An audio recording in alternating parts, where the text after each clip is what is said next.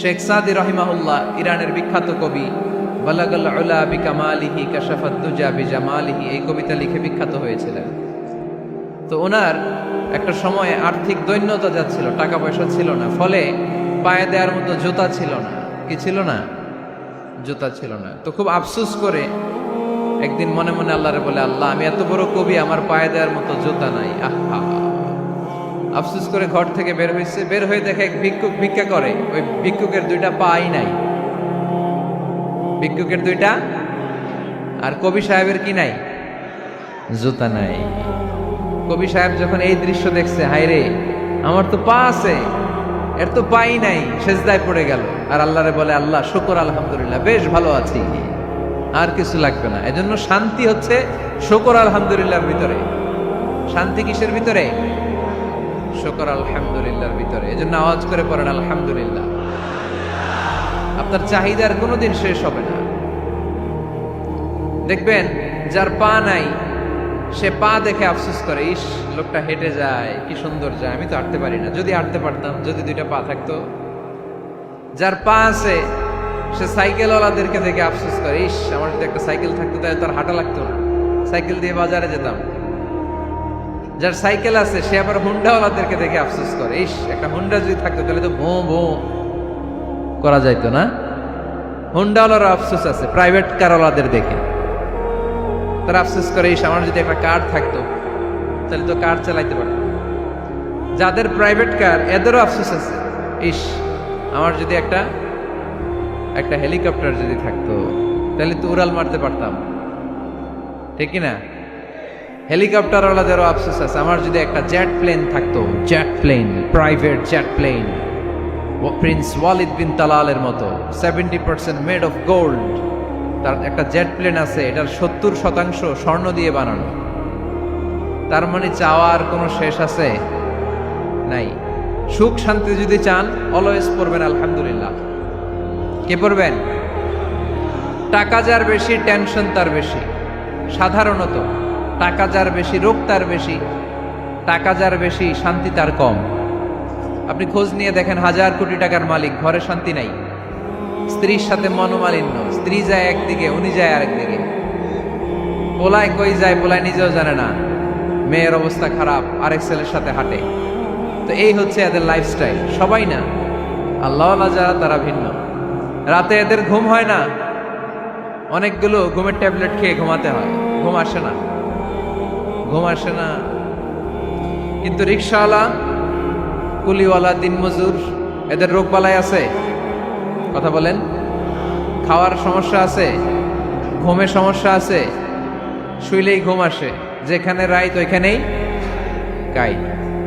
ঘুমাইতে দেরি, নাক ডাকতে দেরি হয় না, ওর নাকের ডাকের আওয়াজে ট্রাকের ইঞ্জিনও ফেল। শান্তির ঘুম। এই জন্য সবসময় শান্তি খুঁজতে হবে। কি খুঁজবো? শান্তি দেওয়ার মালিককে। আল্লাহ তুমি এই দেশটাকে শান্তিময় করো। আসুন আমরা সরাসরি কোরআন থেকে শুনি, কারণ কোরআন থেকে শুনলে বরকত বেশি না কম? আরো জোরে বলেন, বেশি না কম? এটা এমন একটা কিতাব যে কিতাবে কোনো ভুল নাই। আছে? সন্দেহ আছে? সংশয় আছে? মুত্তাকিনদের জন্য এই বইটারে হেদায়েতের কিতাব করে নাজিল করলো কে? যালিকাল কিতাবু লা রাইবা ফি হুদাল লিল মুত্তাকিন। This is the book, the most authentic and original book in the world, whereof there is no doubt in it and a guidance to those who are muttaqin. এটা এমন বই যে বইয়ে কোনো ভুল নাই, কোনো সন্দেহ নাই, কোনো সংশয় নাই। মুত্তাকিনদের জন্য এই বইটারে হেদায়েতের কিতাব করে পাঠালো কে? আবার আল্লাহ বলেন, কিতাবুন আনজালনাহু ইলাইকা লিতুখরিজান নাসা মিনাজ-যুলুমাতি ইলান-নূর। নবী হে, এই কিতাবকে আমি নাজিল করেছি অন্ধকারাচ্ছন্ন মানুষগুলোকে আলোর পথ দেখাতে, বামপন্থী গুলারে ডানপন্থী বানাতে, জাহান্নামী গুলারে জান্নাতি বানাতে।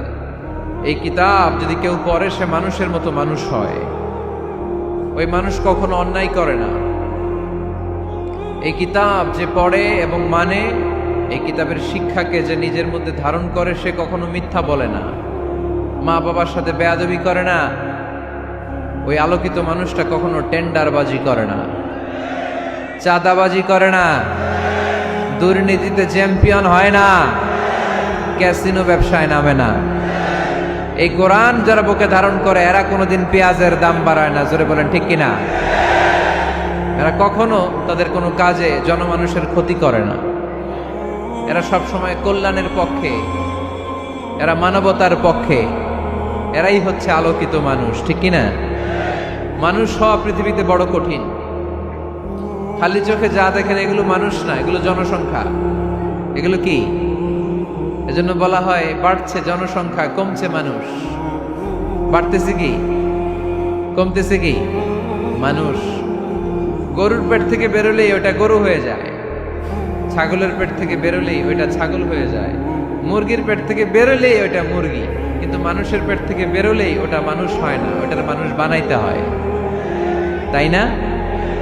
আবার গরুকে কেউ কোনোদিন বলে না, এই তুই গরুর মতো গরু হ। বলে শরীয়তপুরে? আপনারাও বলেন না? ছাগলরে কেউ কোনোদিন বলছে, এই তুই ছাগলের মতো ছাগল হ।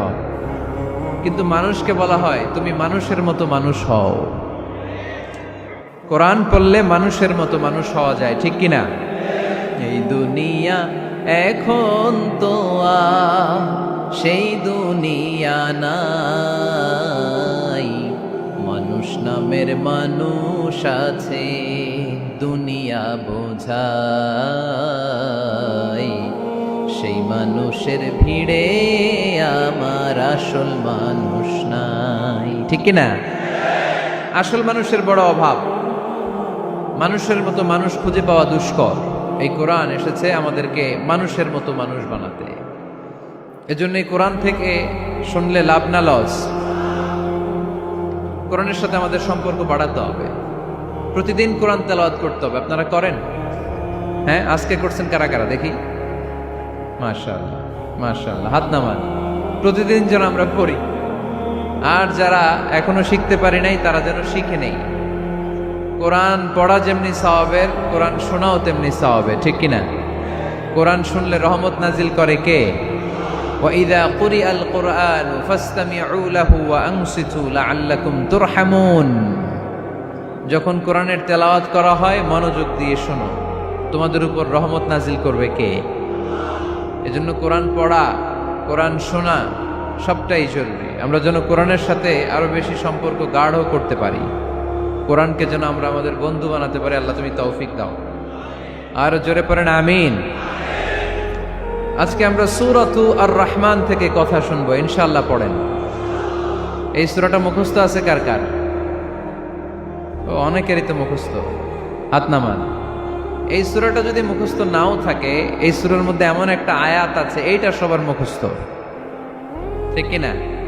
ফাবিআইয়ি আলা রাব্বিকুমা তুকাযযিবান। আমার কোন নেয়ামতকে তোমরা অস্বীকার করবে? এই আয়াতটা সবার মুখস্থ আছে না নাই? মজার ব্যাপার হলো এই আয়াতটা আল্লাহ তাআলা এই সূরার ভেতরে একবার, দুইবার, 5 বার, 10 বার নয়, 31 বার উল্লেখ করেছেন। কয়বার? 10 বার বললেও তো হইতো, 20 বার বললেও তো হতো, 31 বার বললেন কেন? তার মানে এটা জরুরি। এটার সিগনিফিক্যান্স, তাৎপর্য অনেক বেশি। যে জিনিস যত গুরুত্বপূর্ণ এটা বারবার বলতে হয়, ঠিক কিনা?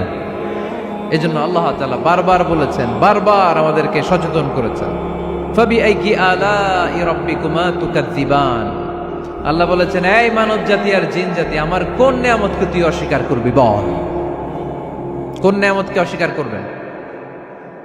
বলেন। আল্লাহর কোন নিয়ামতকে অস্বীকার করার কোন সুযোগ আছে?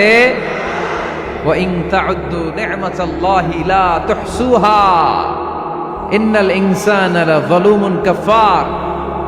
যদি আমার নিয়ামতগুলো গুনতে শুরু করে দাও, গুনতে গুনতে তোমার জীবন শেষ হয়ে যাবে, হায়াত ফুরিয়ে যাবে।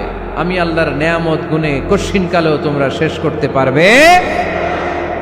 সাগরের জল যদি কালি হয়ে যায়, গাছের পাতা যদি খাতা হয়ে যায়, সাগরের জল নামক কালি দিয়ে গাছের পাতা নামক খাতার উপরে যদি আল্লাহর প্রশংসা লিখতে শুরু করে দেন, আল্লাহ বলে গাছের পাতাও ফুরিয়ে যাবে, সাগরের জলও ফুরিয়ে যাবে, কিন্তু আমার প্রশংসা করে তোমরা শেষ করতে পারবে না। এজন্য আল্লাহর প্রশংসা করতে হবে বেশি বেশি নাকি কম কম? কম কম না বেশি বেশি? ফাবিআইয়ি আলাই রাব্বিকুমা তুকাযযিবান, আমার কোন নিয়ামতকে তোরা অস্বীকার করবি বল। O mankind and jinnkind, which of my mercy and blessings you want to deny? আমার কোন নিয়ামতকে অস্বীকার করবি? অস্বীকার করার সুযোগ আছে? নাই। আল্লাহর হাবিব সাল্লাল্লাহু আলাইহি ওয়াসাল্লাম এই সূরাটাকে বড্ড পছন্দ করতেন। সাহাবাদেরকে একবার তিনি এই সূরাটা তেলাওয়াত করে শোনালেন। সাহাবারা চুপচাপ, ঠিক যেমন এখন আপনারা চুপচাপ। আল্লাহর হাবিব বললেন, ও সাহাবারা, তোমরা তো এই সূরা শুনে চুপ করে বসে আছো, কিন্তু তায়েফের ময়দানে জিনদের কাছে এই সূরাটা আমি তেলাওয়াত করেছিলাম, তারা কিন্তু চুপচাপ বসে থাকে নাই। যতবার আমি ফাবিআইয়ি আলাই রাব্বিকুমা তুকাযযিবান পড়েছি, এই আয়াতের বিপরীতে তারা উত্তর দিয়েছে, কারণ এই আয়াতটা একটা প্রশ্ন। It's a question from your lord to mankind and jinnkind. এটা আল্লাহর পক্ষ থেকে মানব জাতি এবং জিন জাতির কাছে রেখে দেওয়া একটা প্রশ্ন। ফাবিআইয়ি আলাই রাব্বিকুমা তুকাযযিবান, আমার কোন নিয়ামতকে অস্বীকার করবি তুই? আল্লাহর কোন নিয়ামত অস্বীকার করার কোনো ক্ষমতা আমাদের আছে? নাই, অসম্ভব। এজন্য এটা একটা প্রশ্ন। আল্লাহর হাবিব বললেন, ও আমার প্রাণের সাহাবারা, তোমাদের সামনে যখন সূরা রহমান তেলাওয়াত করলাম তোমরা চুপচাপ, কিন্তু তায়েফের ময়দানে যখন জিনদের কাছে তেলাওয়াত করেছি তখন তারা চুপচাপ থাকে নাই। যতবার আমি ফাবিআইয়ি আলাই রাব্বিকুমা তুকাযযিবান তেলাওয়াত করেছি, প্রত্যেকটা আয়াত শেষে এই প্রশ্নের উত্তর তারা দিয়েছে। সুবহানাল্লাহ পড়েন। যতবার এই আয়াতটা পড়েছি প্রত্যেকবার এই আয়াত শেষে তারা প্রশ্নের উত্তর দিয়েছে। তারা প্রত্যেকবার বলেছে, লা বিশাইইম মিন নিআমিকা রাব্বানা নুকাযযিবু ফালাকাল হামদু। আল্লাহ, তোমার কোনো নিয়ামত অস্বীকার করার কোনো সুযোগ নাই, সব প্রশংসার মালিক তুমি। আবার যখন এই আয়াতটা আমি পড়েছি আবার উত্তর দিয়েছে, আবার আমি পড়েছি আবার উত্তর দিয়েছে। এরকম একবার নয়, দুইবার নয়, পাঁচবার নয়, 10 বার নয়, 31 বার এই আয়াতটা তেলাওয়াতের পর পর জিনেরা এই আয়াতের উত্তর আমার সামনে দিয়েছে। সুবহানাল্লাহ পড়ো। লা বিশাইইম মিন নিআমিকা রাব্বানা নুকাযযিবু ফালাকাল হামদু। We cannot deny any of your mercy and blessings. All praises to you. All praises to you. সব ক্ষমতার মালিক একজন, চিল্লায় বলতে হবে, তিনি কে? তিনি হচ্ছেন আল্লাহ। সূরাতু আর রহমান, সূরার নাম কি? আরো জোরে বলেন। কোরআনের 55 নম্বর সূরা এটা। কত নাম্বার? আয়াত আছে 78টা। কয়টা? সূরাটা মাক্কি সূরা। কি সূরা? এবার প্রশ্ন করি, উত্তর দেন। এই সূরাটা কোরআনের কততম সূরা? 55। আয়াত কয়টা? 78টা। মাক্কি না মাদানী? মাশাআল্লাহ, এই তো আপনারা উত্তর করতে পেরেছেন। এই সূরাটার একটা চমৎকার নাম আছে। বাইহাকী শরীফে আল্লাহর হাবিব সাল্লাল্লাহু আলাইহি ওয়াসাল্লাম ইরশাদ করেন, ইন্না লিকুল্লি শাইইন আরুস ওয়া আরুসুল কুরআনি সূরাতু আর রহমান। আল্লাহর হাবিব বললেন, সবার জন্য একজন নববধূ আছে, কোরআনেরও একটা নববধূ আছে। কোরআনের নববধূর নাম হচ্ছে সূরা আর রহমান। আওয়াজ করে সুবহানাল্লাহ বলতে পারলেন না? নববধূ বুঝেন তো? হ্যাঁ, নতুন বউ। নববধূ মানে কি? আল্লাহর হাবিব বললেন, ইন্না লিকুল্লি শাইইন আরুস ওয়া আরুসুল কুরআনি সূরাতু আর রহমান। সবার জন্য একটা নববধূ আছে, কোরআনেরও একটা নববধূ আছে। কোরআনের নববধূর নাম সূরা আর রহমান। নববধূ যেমনি বাসর রাতে হাতে পায়ে আলতা মেখে, বেনারসি শাড়ি পরে, লিপস্টিক দিয়ে, খোপায় ফুল দিয়ে, জুয়েলারি পরে, অর্নামেন্টস পরে, মেকআপ করে, পার্লারিং করে তার স্বামীর জন্য ওই রাতে সে নিজেকে উজাড় করে সাজায়, ঠিক কিনা? ঠিক তেমনি আল্লাহ তাআলা এই দুনিয়াতে আমাদেরকে কি কি নিয়ামত দিয়েছেন, আবার কি কি নিয়ামত জান্নাতে গেলে দিবেন, তার সব কিছু বর্ণনা করে এই সূরাটাকে তিনি উজাড় করে সাজিয়েছেন। সূরাটার নাম কি? আরো জোরে বলেন, কি নাম? আর রহমান। একটা দুর্বল বর্ণনায় এসেছে, দুর্বল বর্ণনায়, যে আল্লাহ তাআলা, স্বয়ং আল্লাহ তাআলা জান্নাতে জান্নাতীদেরকে এই সূরা আর রহমানটা নিজ কণ্ঠে তেলাওয়াত করে শোনাবেন। আমরা আল্লাহর কণ্ঠের তেলাওয়াত শুনতে চাই কি চাই না? আল্লাহর তেলাওয়াত কি আমাদের মতো তেলাওয়াত? আল্লাহ দেখতে কি আমাদের মতো? লাইসা কামিসলিহি শাই, তার মতো কেউ নাই। তার মতো কেউ আছে? তার মতো কেউ নাই। তিনি তার মতো। তিনি কার মতো? তিনি তার মতো। লাইসা কামিসলিহি শাই। জান্নাতীরা যখন জান্নাতে ঢুকবে, আল্লাহ তাআলা প্রশ্ন করবেন, ও জান্নাতীরা, এই কোরআনে যত নাজ নেয়ামতের বর্ণনা দিয়েছিলাম তার সবগুলো কি তোমরা পাই টু পাই বুঝে পেয়েছো? জান্নাতীরা বলবে পেয়েছি। হঠাৎ এক জান্নাতি হাত তুলে বলবে, আল্লাহ একটা জিনিস তো পাই নাই। সবাই বলে পাইছি, তুমি পাও নাই। কি পাও নাই? কয় আমনেরই তো পাই নাই। সুবহানাল্লাহ পড়বেন না? আপনাকেই তো পাই নাই। সব দেখলাম, সব খাইলাম, সব দেখলাম, কিন্তু আপনারে তো দেখলাম না। আল্লাহ তাআলা তখন বিশাল জান্নাতের এই কনফারেন্স রুমে সবাইকে বসিয়ে আল্লাহর দিদার মানুষকে দেখাবেন। আল্লাহ তাআলা তার গোপন সৌন্দর্যকে সেদিন জান্নাতীদের সামনে প্রকাশ করে দিবেন। আল্লাহর হাবিব বসবেন ওই কনফারেন্স রুমে সবার সামনে। আল্লাহর হাবিবের পেছনে বসবে অন্যান্য নবীরা, তারপরে সোহাদা, সালেহীন, আউলিয়া সবাই বসবে ওই জান্নাতের কনফারেন্স রুমে। আমরাও যেন বসার জায়গায় পাই, আল্লাহ তুমি তৌফিক দিয়ে দিও। আল্লাহ তাআলা অনেকগুলো নূরের পর্দার পেছন থেকে নূরের ঝলকানি মারবেন। ওই ঝলকানি এক মুহূর্তের জন্য দিবেন। এক মুহূর্ত। কয় মুহূর্ত? 70,000 নূরের পর্দার কথা বলা হয়, এই বর্ণনাটাও দুর্বল। পর্দা আছে কিন্তু কয় হাজার জানে কে? আল্লাহ। ওই পর্দা সরিয়ে আল্লাহ তাআলা সৌন্দর্যের বা নূরের ঝলকানির এক আলোকচ্ছটা জান্নাতীদের সামনে তুলে ধরবেন এক মুহূর্তের জন্য। কয় মুহূর্ত? আলোকচ্ছটা দিয়েই আবার নাই, আবার সরায় ফেলবেন। ওই এক মুহূর্ত দেখে জান্নাতীরা পাগল হয়ে যাবে, অপলক নেত্রে তাকিয়ে থাকবে। এইভাবে চোখের পলক ফেলবে না, চোখ মেলে তাকিয়ে আছে। কিন্তু সামনে কিন্তু আল্লাহর নূর আর নাই, কারণ ওইটা আসছিল কয় মুহূর্তের জন্য? এক মুহূর্ত পরে নাই। কিন্তু কি যে দেখলাম, কত সুন্দর! কোটি কোটি বছর এরকম অপলক নেত্রে জান্নাতীরা তাকিয়ে থাকবে। ইন্নাল্লাহা জামিলুন ইউহিব্বুল জামাল। আল্লাহ নিজে সুন্দর, সৌন্দর্যকে পছন্দ করেন। আল্লাহর চাইতে সুন্দর কিছু হতে পারে? চিল্লায় বলেন পারে? পৃথিবী সুন্দর, মানুষ সুন্দর, আসমান সুন্দর, জমিন সুন্দর, সুন্দরে সুন্দরে পাল্লা। জানি না কত সুন্দর তুমি আল্লাহ, জানি না কত সুন্দর তুমি আল্লাহ। সুবহানাল্লাহ পড়েন। আল্লাহ তাআলা তার সৌন্দর্যকে সেদিন জান্নাতীদের সামনে তুলে ধরবেন। এই সূরাটা নাজিলের একটা ব্যাকগ্রাউন্ড আছে। আল্লাহর হাবিব সাল্লাল্লাহু আলাইহি সাল্লাম মক্কার জমিনে কাফিরদেরকে দাওয়াত দিতে লাগলেন, আল্লাহর ইবাদত করো, আল্লাহর জিকির করো, আল্লাহর প্রশংসা করো। এরকম দাওয়াত দিতে দিতে কিছুদিন পরে বিষ্ণু ইসলাম বলতে শুরু করলেন, রহমানের ইবাদত করো, রহমানের জিকির করো, রহমানের পায়ে সেজদায় লুটিয়ে পড়ো।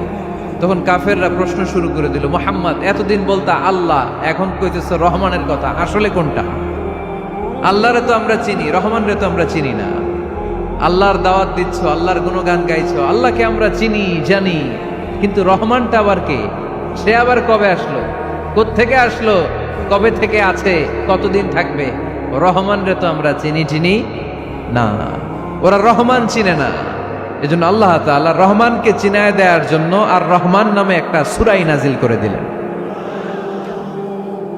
وَإِذَا قِيلَ لَهُمُ اسْجُدُوا لِلرَّحْمَنِ قَالُوا وَمَا الرَّحْمَنُ। যখন তাদেরকে বিশ্বনবী বললেন রহমানের পায়ে সেজদা দাও, রহমানের জন্য সেজদায় লুটিয়ে পড়ো, ক্বালু ওয়ামার রহমান, তারা বলল রহমানটা আবার কে? রহমান কে? আল্লাহ চিনি, রহমানরে তো চিনি না। এখন রহমানকে এটা চিনানোর দরকার আছে না নাই? রহমানকে এটা চিনানোর জন্য আল্লাহ তাআলা আর রহমান নামে কোরআনে একটা সূরা নাজিল করলেন। চিল্লায় পড়েন আল্লাহু আকবার।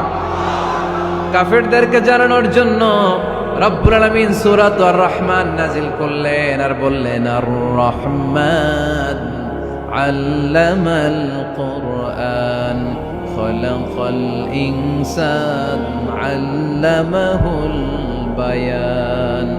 দয়াময় রহমান শেখালেন কোরআন, বানালেন ইনসান শেখালেন বায়ান, দয়াময় রহমান শেখালেন কোরআন, বানালেন ইনসান শেখালেন বায়ান, দয়াময় রহমান শেখালেন কোরআন, বানালেন ইনসান শেখালেন বায়ান, দয়াময় রহমান শেখালেন কোরআন, বানালেন ইনসান শেখালেন বায়ান। আল্লাহু আকবার।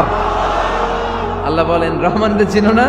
আর রহমান আল্লামাল কোরআন খলাকাল ইনসান আল্লামাহুল বায়ান। আমি হলাম রহমান, আমি দয়াময়, আমি মেহেরবান, আমার দয়ার কোনো শেষ নাই, আমার মায়ার কোনো শেষ নাই, আমার দয়া ভালো